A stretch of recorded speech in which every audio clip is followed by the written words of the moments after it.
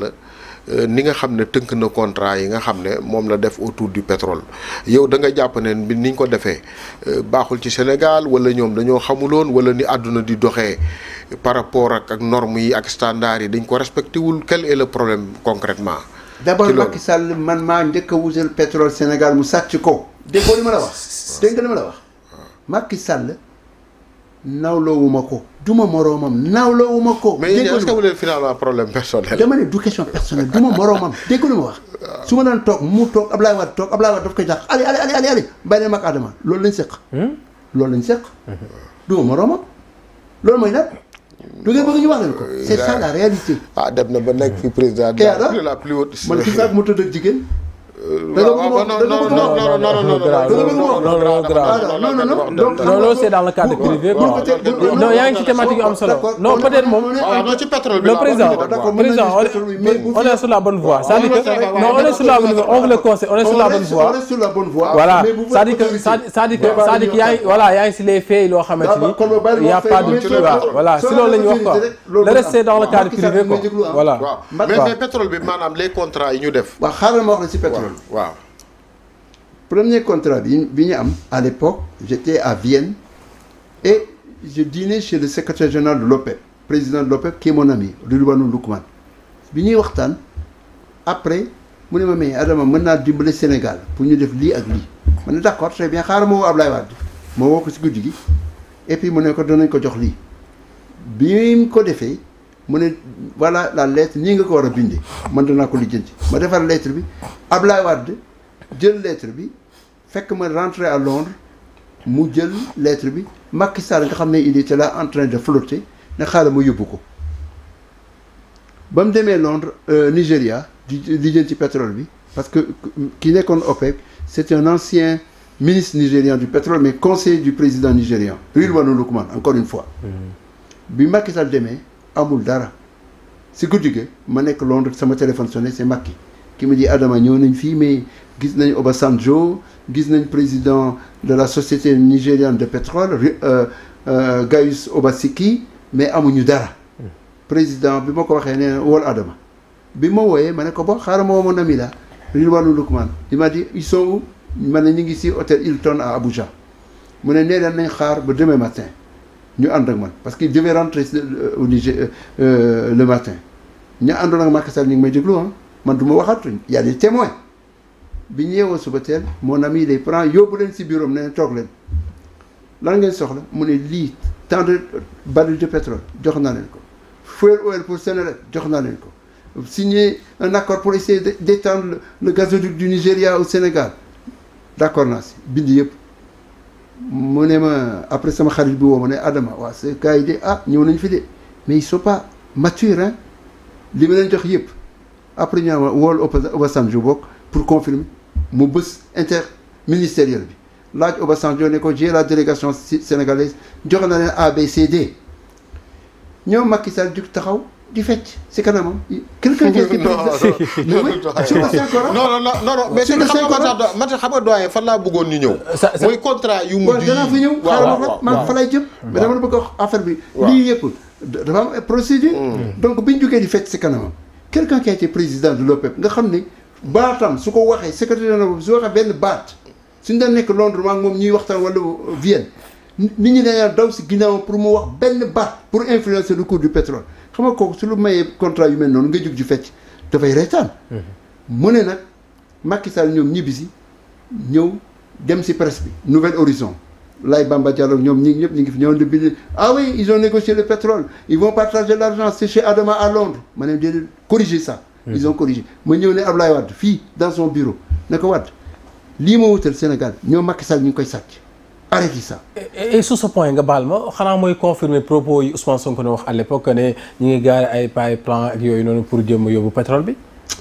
est-ce que Ousmane Sonko xam na si dara. waaye nañu di ngeen di wax yoo xam ne. waaw non c'est ses propos. yow yaa ngi si mën a leer en tant qu'expert en la matière. non en tant qu'expert en la matière da nga laal fa am solo. parce que dama poser question. léegi nag donc je raconte ce processus.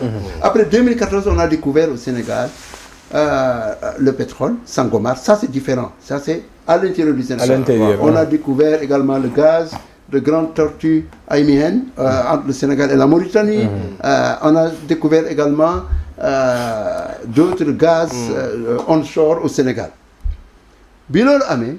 foofu la Macky Sall commencé jug première chose mu def jëye Petro-Tim bi qui est une grave erreur xam nga loolu.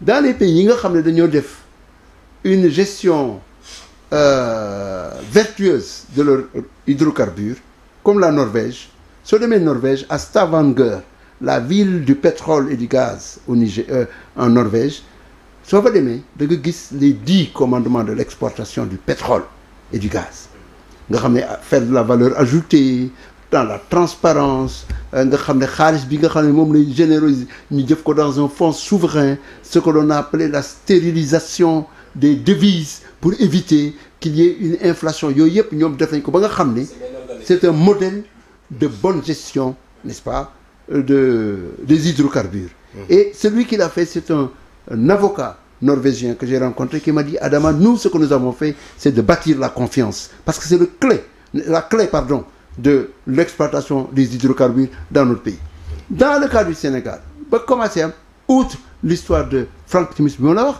qui est la première malédiction Macky Sall Sénégal yi comme dañu bëgg a jay koo xam ne xamul dara si li muy def ñu commencé waaw Macky yow mais yaa gën a xam pétrole bi tu étais à Petrosen alors que Macky xamul si dara dafa fen il a menti sur son passage à l'Institut français du pétrole comme s'il avait été formé alors qu'il a fait un petit stage xamul si grand chose et il a entraîné le Sénégal dans des contrats avec des sociétés yoo xam ne qui ont des batteries d'avocats très spécialisées parce que l'industrie pétrogazière c'est une industrie très technique à haute intensité de capital soo ko xamul bu baax tu te fais rouler su fekkee ne xamuloo même comment on exploite dans la comptabilité tu te fais rouler ce qu'on appelle l'amortissement des dépenses tu te fais rouler si la façon de faire ce qu'on appelle le gold plating augmentation des prix n'est-ce pas tu te fais rouler qu'est-ce qui s'est passé alors contrat yi nga xam dañ ko signé c'est pas à l'avantage du Sénégal oui on nous a roulé dans la farine. mais maintenant lan mooy solution bi concrètement avec l'actuel les nouveaux tenants du pouvoir. dañoo wax ne dañoo bëgg a remettre en question les contrats waaw renégociation waaw mais du yomb. mais yow actuellement concrètement yow. waaw dama may laaj ma wax sama xalaat mais ñoom ñoo nekk au pouvoir. waaw non mais bëggoon naa xam yow par exemple situation bu mel nii yow soo amoon concrètement loo leen di conseiller. xam nga fii du place boo xam ne dama ñëw. pour conseiller dañuy échanger damay waxtaan sama xalaat rek. xam nga loolu. xam nga quand même des questions aussi sérieuses. doo ñëw rek wax nii par la bande di wax noonu. li ma mën a wax mooy soo xoolee adduna bi ñi nga xam dañoo négocier bien l'exploitation de le pétrole dañoo def étape par étape il faut connaître que l'histoire des hydrocarbures dans le monde pratiquement ça a commencé à des endroits yoo xam ne comme Bakou en Azerbaïdjan avec les frères Nobel là où il y a eu de grandes découvertes à l'époque dans des pays comme le Moyen-Orient notamment à Mossoul en Irak ou dans des pays comme l'Arabie Saoudite etc. ñooñu au départ ils ont été roulés en Iran avec Knox Darcy qui a créé un peu la New York National Iranian Oil Company la compagnie iranienne de pétrole et de gaz Iran Oil comme on a appelé aussi ñooñu ñëpp au départ ils étaient exploités par ce qu'on en a appelé les 7 majors, les 7 majors, les plus grandes sociétés pétrogazières. Ces gens-là profitaient de l'inculture dans le domaine des pays producteurs. Pendant longtemps, ils ont tiré profit. Et ils pratiquaient ce qu'on appelait le posted price. Ils affichaient les prix sur les puits de pétrole. Et les gens n'y voyaient que du feu. Progressivement, il y a eu des changements. En 1969, il y a eu Enrico Mattei, l'Italien, qui a conseillé Kadhafi et qui a pu augmenter les prix de son pétrole. En 1959, l'OPEP s'est réuni en Égypte et en septembre 1960, la création de l'OPEP pour essayer de faire ce que l'on appelle le nationalisme des ressources pour que les pays arabes producteurs récupèrent leur pétrole. Et quand il y a eu le choc pétrolier après la guerre du Yom Kippour, le 6 octobre 1973, les pays arabes ont imposé un embargo sur les pays qui ont soutenu Israël, notamment comme dëkk yu mel ni les Pays-Bas, comme yu mel ni États-Unis, parce que ñooñu dañoo toppoon Israël. Donc bi ñooñu gisee affaire bi les Arabes yi ñoom récupéré nañ seen ressources, qui ont mieux négocié, n'est-ce pas? Pays arabes yi aujourd'hui gis nga ni ñu transformé seen dëkk yi. muy Qatar, muy Arabie Saoudite, muy Émirats Arabes Unis, ñoom gis nga leen li ñu def. Par contre ñi nga xam ne ils n'ont pas bien négocié, comme le Venezuela, ñi nga xam ne ñoo ëpp ressources. Quand je ne parle pas de réserve. Il y a réserve et ressources. Ressources en hydrocarbures. Venezuela ñoo si ëppale si àdduna bi yëpp. Plus que l'Arabie Saoudite. ñooñu bi nga xam ne dañoo def comme Sénégal jug na dañuy réviser seen contrat et qu'ils n'ont pas fait ça si ni ñu ko war a defee. xam nga lan moo xew. Les sociétés comme Exxon ak yooyu dañoo jug poursuivre leen en justice. Léegi Venezuela son économie si suuf lañ nekk. Sénégal nag aujourd'hui dañoo nekk dans une situation il y a des conflits partout. ñi ngi am ay conflits ak Woodside ay BP qu'est-ce qui va se passer? Les investisseurs ñoom comme ñoom. ñooñu dafa ñu leen di protéger xam nga ñu leen di protéger. ay règles yoo xam ne. yi ñuy appelé UNCITRAL. ok aux Nations Unies. qui fait le commerce international mais surtout le CIRDI. ou en anglais ICSID. la convention internationale pour le règlement des différends sur les investissements. te ñooñu. si investisseurs yi la ñuy gën a jàppale. donc qu'est-ce qui va se passer? su Sénégal bëggee jóg ne dañuy remettre question yi.